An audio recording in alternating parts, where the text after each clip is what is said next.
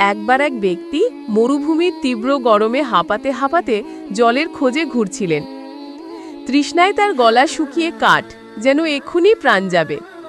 অনেক খোঁজার পর তিনি একটি গভীর কূপ দেখতে পেলেন। তিনি কূপে নেমে প্রাণ ভরে জল পান করলেন। যখন তিনি উপরে উঠে এলেন তখন দেখলেন একটি কুকুর হাঁসফাঁস করছে। তৃষ্ণায় তার জিভ বেরিয়ে গেছে, মাটি চাটছে। লোকটি ভাবলেন, আমিও তো কিছুক্ষণ আগে কষ্টের মধ্যে ছিলাম। তখন তিনি আবার কূপে নামলেন, নিজের চামড়ার মোজায় জল ভরলেন।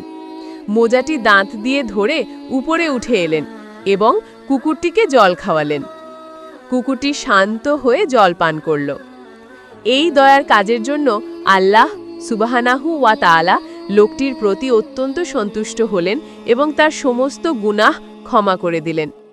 শিক্ষা: আল্লাহর প্রতিটি সৃষ্টির প্রতি দয়া ও ভালোবাসা দেখানোই হলো সর্বশ্রেষ্ঠ ইবাদত।